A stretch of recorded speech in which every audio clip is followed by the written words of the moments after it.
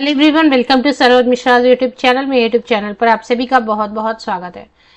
नवोदय विद्यालय भर्ती 2024 NVS recruitment 2024 1350 plus permanent post government job रहेगी बिल्कुल, क्योंकि नवोदय विद्यालय संगठन की तरफ से परमानेंट वैकेंसीज की एडवर्टीजमेंट रिलीज की गई है, जिसमें कि 10th पास 12th पास ग्रेजुएट है किसी भी सब्जेक्ट से या पोस्ट ग्रेजुएट या अदर क्वालिफिकेशन भी है, तो आप यहाँ पर कई सारे पोस्ट के लिए एप्लीकेशन कर सकेंगे। ऑल इंडिया वैकेंसी है, क्योंकि नवोदय विद्यालय सभी राज्यों में है।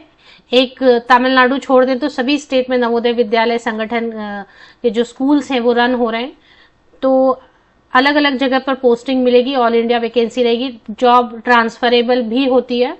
तो आप जो है कुछ साल जहां पर पोस्टिंग पहली पोस्टिंग दी जाती है, उसके बाद कुछ साल के बाद 3 साल या 5 साल के बाद आप ट्रांसफर अपने प्रेफर्ड जो सिटी है उसमें ले सकते हैं। रेसिडेंशियल स्कूल होने की वजह से रेसिडेंस की फैसिलिटी भी मिलती है। अब अगर आपके पास बीएड नहीं है, सीटेट नहीं है, टेट नहीं है, तो ये अपॉर्चुनिटी आप जाने मत दें, क्योंकि एक बार रिक्रूटमेंट एडवर्टीजमेंट रिलीज होती है तो फिर साल 2 साल के बाद ही नई वैकेंसीज आती हैं। तो बीएड सीटेट नहीं है तो भी कई सारे ऐसे पोस्ट हैं जिनमें आप एप्लीकेशन कर सकते हैं। फिलहाल लास्ट डेट पास है, चलिए देख लेते हैं डिटेल्स की कौन कौन सी वैकेंसीज हैं जिनके लिए आप एप्लीकेशन करना चाहें तो कर सकते हैं। तो आपको याद दिला दूं कि इस बार नेशनल टेस्टिंग एजेंसी, राष्ट्रीय परीक्षा एजेंसी जो है पूरा रिक्रूटमेंट प्रोसेस इसका कंप्लीट करेगी। नवोदय विद्यालय समिति की तरफ से जो वैकेंसीज आई हुई हैं, और फिलहाल अभी एडवर्टीजमेंट आई हुई थी, अगर आपको याद हो तो कई सारे पोस्ट हैं, फिर से इसमें देख लेंगे। उसकी लास्ट डेट 30 अप्रैल 2024 है 30 अप्रैल 2024। ओपनिंग ऑफ ऑनलाइन, तो ऑनलाइन पोर्टल जो ऑलरेडी स्टार्ट हो चुकी है। वैकेंसी नोटिफिकेशन में सारी डिटेल्स हम एक बार फिर से देख लेते हैं। अगर आपने एप्लीकेशन कर दिया किसी पोस्ट के लिए तो ठीक है, अदरवाइज आप ये वीडियो देख सकते हैं, क्योंकि कई सारे ऐसे कैंडिडेट हैं जो टीचिंग पोस्ट के लिए भी वेट कर रहे हैं। वो जब आएंगे तब तक आप इसमें किसी पोस्ट के लिए अप्लाई करें एटलीस्ट। तो इसमें जो recruitment drive 2024 non teaching post की बात हो रही है, इसमें जो अलग अलग पोस्ट है, assistant section officer, audit assistant, junior translation officer, legal assistant, stenographer, computer operator, junior secretariat assistant, multitasking staff, ये हेडक्वार्टर या रीजनल ऑफिसेज में रखे जाएंगे। जहां जहां पे हेडक्वार्टर है या रीजनल ऑफिसेज वहां पर पोस्टिंग होगी।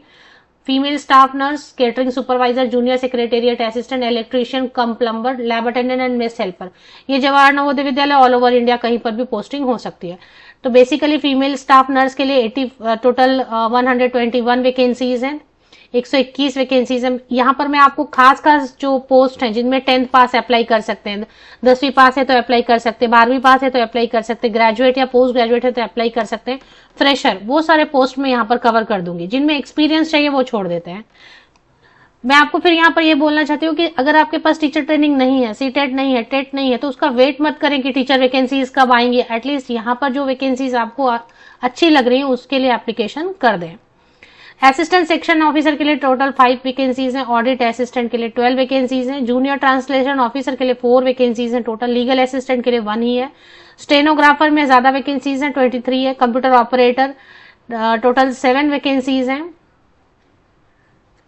पोस्ट कोड है 7, टोटल 2 वैकेंसीज हैं, केटरिंग सुपरवाइजर में 78 वैकेंसीज हैं, जूनियर सेक्रेटेरिएट असिस्टेंट अलग अलग जगह पे, हेडक्वार्टर एंड आरओ में है 21 वैकेंसीज, जो जेएसए जेएनवी कैडर में सबसे ज्यादा 360। तो मैं इसके लिए ही बात कर रही हूँ, ये वाली जो पोस्ट है ना, इसके लिए बात कर रही हूँ कि 360 वैकेंसीज यहाँ पर है, कम नहीं है। इसमें 12th पास है कम से कम, मिनिमम क्वालिफिकेशन देख लेंगे, या ग्रेजुएट है तो अप्लाई कर सकते हैं, क्वालिफिकेशन देख लेते हैं। Electrician cum plumber group C total 128 vacancies है, लैब अटेंडेंट 161 वैकेंसीज है, लैब अटेंडेंट की भी पोस्ट बहुत अच्छी पोस्ट है, 161 पोस्ट है, इसकी भी डिटेल कवर करेंगे। मेस हेल्पर 442 वैकेंसीज है मेस हेल्पर के लिए, और मल्टीटास्किंग स्टाफ के लिए 19 वैकेंसीज है। तो अब इसमें से कुछ पोस्ट ऐसे हैं जिनमें बिल्कुल एप्लीकेशन किया जा सकता है, तो उसकी डिटेल्स जो है ना हम चेक कर लेते हैं। तो उसकी डिटेल कवर कर लेते हैं। सबसे पहले हम चेक कर लेते हैं जेएसए की जो डिटेल्स है, वो पेज नंबर 8 पर दिया हुआ है। हेडक्वार्टर में भी है, रीजनल ऑफिसेज में भी है जेएसए, और ऑल ओवर इंडिया भी वैकेंसीज हैं। तो कंप्यूटर ऑपरेटर के लिए भी देखेंगे, क्योंकि इसमें भी जूनियर सेक्रेटेरिएट असिस्टेंट के लिए सिर्फ 12th पास मांग रहे हैं, परसेंटेज का भी प्रॉब्लम नहीं है, कोई भी प्रतिशत अंक के साथ मिनिमम आपने 12th पास किया, 12th साइंस से या फिर कॉमर्स से, आर्ट्स से, मतलब इंटर पास है, और टाइपिंग स्पीड मांग रहे हैं। तो इसमें क्या है, सिर्फ टाइपिंग स्पीड मांग रहे हैं, ना तो परसेंटेज का प्रॉब्लम हो रहा है और ना ही जो है ना परसेंटेज के बाद अगर आप देखें कि कोई सर्टिफिकेट भी नहीं मांगी जा रही किसी चीज के। डिजायरेबल वाली जो चीजें ना उसको देखना जरूरी नहीं होता, डिजायरेबल वाला अगर आपके पास है क्वालिफिकेशन एक्सपीरियंस ठीक है, नहीं है तो कोई प्रॉब्लम नहीं है, आप इसके साथ में अप्लाई कर सकते हैं। तो प्रतिशत अंक नहीं मांग रहे हैं, सर्टिफिकेट कुछ नहीं मांग रहे हैं, सिर्फ टाइपिंग स्पीड मांग रहे हैं। तो ये वैसे भी आप सीख सकते हैं, इसके लिए बहुत सारे कैंडिडेट अप्लाई कर सकते हैं। तो इसमें जो है एज लिमिट है 27 ईयर्स तक के जनरल कैंडिडेट अप्लाई कर सकते हैं, SC/ST कैंडिडेट होंगे तो 5 साल जोड़ लें, OBC कैंडिडेट होंगे तो 3 साल जोड़ लें, और इसी तरीके से। अब JSA अगर JNB कैडर में आप देखेंगे तो बहुत सारी वैकेंसीज थी ना, इसमें 360 वैकेंसीज थी। पे स्केल की बात करें तो 19,900 की बेसिक पे रहेगी, फिलहाल 35-36,000 बनेंगे, बट बाद में क्योंकि गवर्नमेंट जॉब है तो बाद में सैलरी बढ़ती रहेगी। इसके बाद लैब अटेंडेंट की एक पोस्ट बहुत अच्छी पोस्ट है। लैब अटेंडेंट में 10th पास है या डिप्लोमा इन लेबोरेटरी, सिर्फ 10th पास है तो आप अप्लाई कर सकते हैं, सिर्फ 10th पास है और सर्टिफिकेट है या डिप्लोमा है लेबोरेटरी टेक्निक की तो आप अप्लाई कर सकते हैं, ये बहुत अच्छी पोस्ट है। या अगर 12th आपने साइंस से किया हुआ है तो जितने भी 12th साइंस वाले कैंडिडेट है, मिनिमम 12th साइंस होना चाहिए, उसके बाद आपने ग्रेजुएशन किया है, पोस्ट है, तो ये वाली जो पोस्ट है ना थोड़ा टीचिंग भी नहीं है, नॉन टीचिंग भी नहीं है, इसमें बहुत सारे कैंडिडेट अप्लाई कर सकते हैं। लैब में आपको लैब का काम मिलेगा, तो 18 to 30 ईयर्स तक के कैंडिडेट अप्लाई कर सकते हैं। ये जो अपर एज लिमिट है ना जनरल कैंडिडेट्स के लिए, अगर आप रिजर्व कैटेगरी से तो छूट मिलेगी। 18,000 बेसिक पे है तो सैलरी अच्छी ही बनेगी, बाद में सैलरी बढ़ती रहेगी। मल्टीटास्किंग स्टाफ एक पोस्ट है जिसके लिए सिर्फ 10th पास मांग रहे हैं। कोई भी मल्टीटास्किंग स्टाफ के लिए कैंडिडेट ऐसे हैं जो अप्लाई करना चाहते हैं, सिर्फ 10वीं पास है तो आप अप्लाई कर सकते हैं। कोई प्रतिशत अंक परसेंटेज का भी प्रॉब्लम नहीं है, सर्टिफिकेट कुछ एक्स्ट्रा नहीं मांग रहे हैं। 30 ईयर्स अपर एज लिमिट भी ठीक है, मिनिमम 10वीं पास होना चाहिए, आप 12th पास है, ग्रेजुएशन है तो भी चलेगा। Minimum 18 years and upper age limit 30 years. 18,000 की बेसिक पे है। अच्छा, इसके बाद लैब अटेंडेंट हो गया, मल्टीटास्किंग हो गया, JSA में 12th पास मिनिमम मांगा है, उसके ऊपर की क्वालिफिकेशन अप्लाई कर सकते हैं। कंप्यूटर ऑपरेटर, स्टेनोग्राफर भी देखेंगे। कंप्यूटर ऑपरेटर की पहले देख लेते हैं। तो कंप्यूटर ऑपरेटर की भी एक पोस्ट है, ये अपॉर्चुनिटीज आप मिस ना करें। BA या BSc कंप्यूटर साइंस या IT से है तो आप बिल्कुल अप्लाई कर सकते हैं, फ्रेशर अप्लाई कर सकते हैं। 30 ईयर्स तक के कैंडिडेट, जनरल कैंडिडेट अप्लाई कर सकते हैं। अगर आप रिजर्व कैटेगरी से हैं तो एज में रिलैक्सेशन मिलेगी। BE BTech कंप्यूटर साइंस या IT से आप हैं तो अप्लाई कर सकते हैं। 30 साल तक के कैंडिडेट अप्लाई कर सकते हैं। 25,500 25,500 की बेसिक पे है, प्लस जो अलाउंसेस मिलेंगे 42,000 स्टार्टिंग सैलरी होने वाली है। ये भी पोस्ट बहुत अच्छी है अगर BE BTech है या BA BSc computer science IT से है तो फ्रेशर बिल्कुल अप्लाई कर सकते हैं। एक और पोस्ट है स्टेनोग्राफर की, वो भी कवर करेंगे क्योंकि उसमें भी फ्रेशर अप्लाई कर सकते हैं, पेज नंबर 7 पे। लीगल असिस्टेंट वाले जो है ना, इसमें 3 साल का एक्सपीरियंस मांग रहे हैं तो ये छोड़ देते हैं। एक जूनियर ट्रांसलेशन ऑफिसर भी है, देख लें अगर आप में से किसी के यूज का है तो, क्योंकि इसमें अगर सर्टिफिकेट है आपके पास, डिप्लोमा या सर्टिफिकेट है translation from Hindi to English, तो कई सारे ना इसमें एलिजिबल हो जाएंगे। मास्टर डिग्री एनी सब्जेक्ट वाले, किसी भी विषय से मास्टर डिग्री है, इंग्लिश हिंदी आपने कहीं ग्रेजुएशन में पढ़ा हुआ है, और एक डिप्लोमा या सर्टिफिकेट है translation from Hindi to English and English to Hindi, तो अप्लाई कर सकते हैं। ये जूनियर ट्रांसलेशन ऑफिसर पोस्ट होगी, ये भी बहुत अच्छी पोस्ट है। Any master degree, any PG, but वो एक सर्टिफिकेट मांग रहे हैं ट्रांसलेशन की। तो ये वाली जो पोस्ट है ना जूनियर ट्रांसलेशन ऑफिसर, ये बहुत जगह पे आती रहती है। अगर आपने मास्टर डिग्री किया हुआ है तो इसको एक बार पढ़ लें सारे कंडीशंस इसके, एक सर्टिफिकेट कोर्स आप कर लें ट्रांसलेशन की, तो ये ऑफिसर वाली पोस्ट बहुत जगह आती रहती है। इसमें भी आपको जॉब मिलने के चांसेस बने रहेंगे। नहीं कुछ तो नवोदय में फिर से आएंगे, इसमें भी आते हैं, KVS में भी आएंगे। असिस्टेंट सेक्शन ऑफिसर में 3 साल का एक्सपीरियंस मांग रहे हैं, ये छोड़ देते हैं। हाँ, ऑडिट असिस्टेंट एक बहुत अच्छी पोस्ट है। ऑडिट असिस्टेंट में BCom जो है कॉमर्स ग्रेजुएट अप्लाई कर सकते हैं। एक्सपीरियंस डिजायरेबल में, मैंडेटरी नहीं है, तो कॉमर्स ग्रेजुएट अप्लाई कर सकते हैं बिल्कुल।